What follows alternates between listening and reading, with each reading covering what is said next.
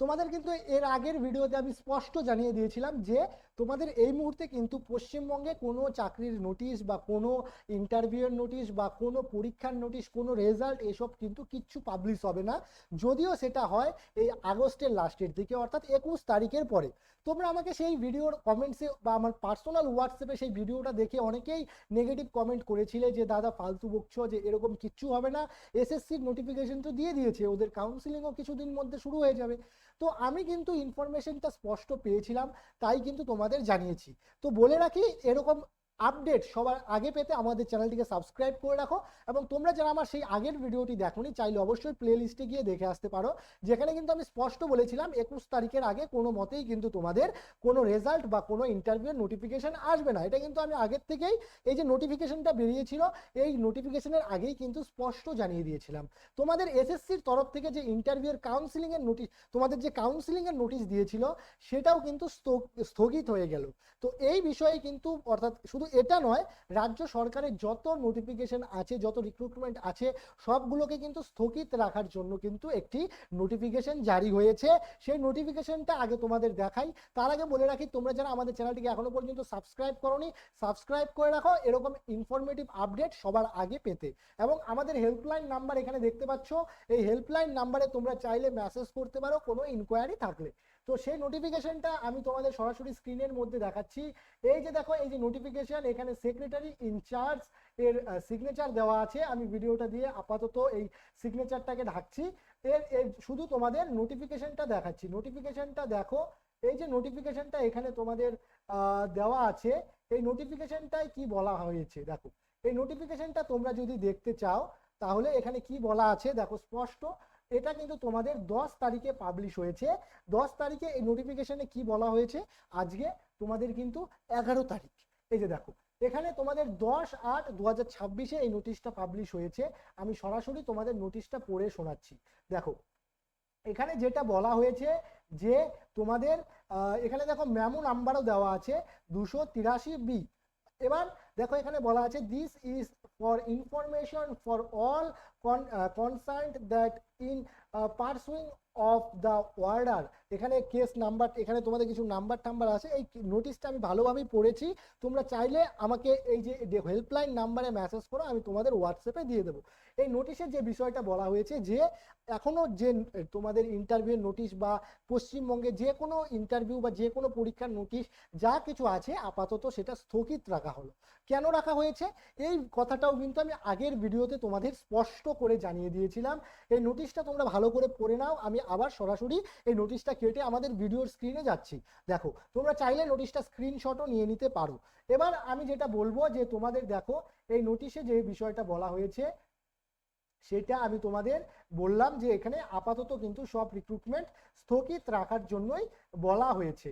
এবার যে বিষয়টা, কেন স্থগিত রাখার জন্য বলা হয়েছে, এবার সরকার কিন্তু যদি 1% চান্স থাকে না, যদি 1% চান্স থাকে যে ওবিসি 17%কে রিক্রুটমেন্ট না দিয়ে, অর্থাৎ ওবিসি 17% রিজার্ভেশন না দিয়ে 7% রিজার্ভেশন দিয়ে রিক্রুটমেন্টগুলো চালানোর যদি 1% সুযোগ সরকার কাছে থাকে না, তো সরকার সেই 1% সুযোগটাকেই 100% ভাবে কাজে লাগিয়ে এটাকেই কিন্তু ইমপ্লিমেন্ট করবে। এর জন্য যদি রিক্রুটমেন্ট কিছুদিন পিছিয়েও যায়, তাহলেও কিন্তু সরকার এই 60% দিয়েই সমস্ত রিক্রুটমেন্টকে চালু করবে। এরকমটাই কিন্তু সরকারের মানসিকতা। তো সেই বিষয়টা আমি অ্যানালাইসিস অনেকদিন আগেই করতে পেরেছিলাম। তাই কিন্তু তোমাদের আগের ভিডিওতে, অর্থাৎ এই যে নোটিফিকেশনটা 10 তারিখে দিয়েছে, এর দুদিন আগেই আমি একটা ভিডিও আপলোড করেছিলাম। সেই ভিডিওতে কিন্তু আমি বলেছিলাম যে 21 তারিখের আগে কিন্তু কোনো মতেই তোমাদের কোনো রিক্রুটমেন্ট এর নোটিশ বা কিছু শুরু হচ্ছে না। এবার 21 তারিখে কি হবে, 21 তারিখে কোর্টে একটা তোমাদের রিপোর্ট পেশ করতে হবে, অর্থাৎ তোমাদের নয়, সরকারকে। কি, সরকার এবং একটি বিশেষ কমিটি গঠন করে তাদের এবং প্রত্যেকটি ডিপার্টমেন্টের সাথে আলোচনার মাধ্যমে একটি সিদ্ধান্ত করতে হবে যে কোন রিক্রুটমেন্ট কিভাবে করবে বা ওবিসির কোন রিক্রুটমেন্ট রুলস লাগু হবে। এই বিষয়টাকে অ্যানালাইসিস করে তারা একটি রিপোর্ট পেশ করবে। এবং এই রিলেটেডও কিন্তু একটি নোটিশ প্রচুর ভাইরাল হয়েছিল, সেটা আমি কিন্তু আগের ভিডিওতে দেখিয়েছি, তোমরা চাইলে সেই ভিডিওটা দেখে নিতে পারো। এবার এই যে নোটিফিকেশনটা দেওয়া হয়েছে, এই নোটিফিকেশনে কিন্তু এটাই বলা হয়েছে। এবার তোমাদের প্রত্যেকটা রিক্রুটমেন্ট, এটা তোমরা 100% কনফার্ম প্রায় ধরেই নাও যে 7% রিজার্ভেশন রুলস মেনেই আসবে। এবার কেন দেরি হচ্ছে, এটা হচ্ছে বিষয়। যে ধরো তোমাদের যে গ্রুপ সির রেজাল্ট এটা তো তৈরি হয়ে গিয়েছে, যেটা প্রেস কনফারেন্সে আমাদের শিক্ষামন্ত্রী আগেই, মাননীয় শিক্ষামন্ত্রী কিন্তু জানিয়েছে। এবার সেই যে নোটিশটা অর্থাৎ সেই যে রেজাল্টটা তৈরি হয়েছে সেটা কিন্তু তোমাদের ওবিসি 17% ধরে প্যানেলটা তৈরি হয়েছিল। এবার যদি সেই 17%কে কেটে যদি 7% করতে চায় তাহলে প্যানেলে নিশ্চয়ই কিছু জনকে বাদ দিতে হবে যারা ওবিসি ক্যান্ডিডেট। এই ক্ষেত্রে কিন্তু তোমাদের একটু সময় দিতে হবে, যাতে কি হয়, যাতে তারা এই 17 থেকে 7% করার জন্য সময়টা মানে তারা প্রসেসিংয়ে কাজে লাগায়। এর জন্যই কিন্তু আমি অ্যানালাইসিস করে বলেছিলাম তোমাদের নোটিশ কিন্তু কিছুদিন পরে আসবে এবং যে নোটিশগুলো দেওয়া হয়েছে সেগুলো আপাতত স্থগিত রাখা হবে, এরকমটা কিন্তু আমি আন্দাজ করতে পেরেছিলাম, তাই আগেও তোমাদের জানিয়েছি। এবার এর ফলে যেটা হতে চলেছে, যারা সাধারণ চাকরি প্রার্থী, আমার তোমার সাধারণ যারা চাকরি প্রার্থী আমাদের মতো, তাদের কি হচ্ছে, তাদের সময় নষ্ট হচ্ছে। দেখো তোমরা যারা, দেখো আমি একটা সিম্পল এক্সাম্পল দিচ্ছি প্রাথমিকের টেট নিয়ে। দেখো 2018-20 সেশনে যারা ডিএলএড করেছো, 18-20 সেশন থেকে আজ 2026 কতগুলো বৎসর কেটে গেল, তোমরা কিন্তু একবারও সুযোগ পেলে না নিজের যোগ্যতা প্রমাণ করার জন্য। কতগুলো বৎসর কেটে গেল। এরপরেও যদি সরকার এই বিষয়গুলো নিয়ে আরো ডিলে করে বা প্রসেসগুলো দ্রুত কমপ্লিট না করে, সঠিক মানসিকতা না দেখায়, তাহলে কিন্তু সমস্যা আমার তোমার মতো সাধারণ চাকরি প্রার্থীরই হতে চলেছে। এর জন্য তোমরা কি করবে সেটা নিয়ে আমি পরবর্তী ভিডিওতে জানিয়ে দেব, এবং তোমরা যদি পারো তোমরা বিভিন্ন জায়গায় মেল করতে পারো, মেল করে নিজেদের সমস্যাগুলো জানাতে পারো, যাতে এই সরকার এই বিষয়গুলোর উপর দ্রুত ফোকাস করে এবং দ্রুততার সাথে কমিটি গঠন করে তোমাদের 17% দেখ বা 7% দেখ, যাই দেখ না কেন, তোমাদের যেন নিয়োগ প্রক্রিয়াটা অন্ততপক্ষে দ্রুত শুরু করে। এতে কিন্তু সাধারণ অনেক চাকরি প্রার্থীর কিন্তু একটি স্বস্তির নিঃশ্বাস ফেলবে। আমারই এক বন্ধু যিনি 2022-এ টেট পাস করেছিল, তিনি কিন্তু ক্যান্সার আক্রান্ত ছিল। 22-এ টেট পাস করেছিল, কিছুদিন আগেই কিন্তু তার ডেথ হয়ে গিয়েছে ক্যান্সার আক্রান্ত হয়ে।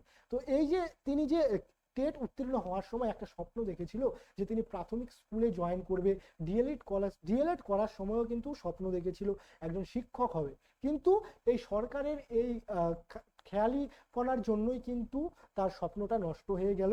সে কিন্তু আর কোনোদিন শিক্ষক এই জীবনে হতে পারলো না, আমাদের তোমাদের সকলকে ছেড়ে চলে গেল।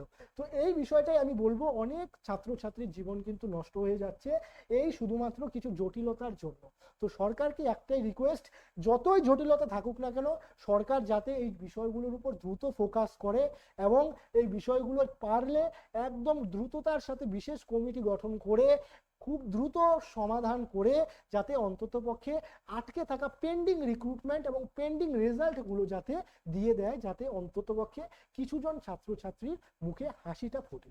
তো এই ছিল আপডেট। তো এই বিষয়টা তোমাদের জানানোর ছিল যে আমি যে কথাটা তোমাদের বলেছিলাম সেটা কিন্তু আমি যথেষ্ট অ্যানালাইসিস করেই বলেছিলাম। আমাদের অ্যানালাইসিস এতটাও মিথ্যে নয় যে যেটা আমরা বলবো সেটা পরবর্তীতে কিছু ভুল প্রমাণ হবে। তো এই যে আমি তোমাদের বলেছিলাম 21 তারিখের আগে কোনো মতেই রেজাল্ট দেবে না বা কোনো রিক্রুটমেন্ট হবে না, সেটা কিন্তু তোমরা একদম প্রমাণ সহকারে দেখতে পেলে। এই ছিল আপডেট। তো ভিডিওটি ভালো লাগলে বন্ধু বান্ধবদের মধ্যে বেশি বেশি করে শেয়ার করো এবং অবশ্যই আমাদের চ্যানেলটিকে সাবস্ক্রাইব করে রাখো, যাতে পরবর্তী এই সমস্ত দরকারি আপডেট সবার আগে তোমার কাছে পৌঁছে যায়।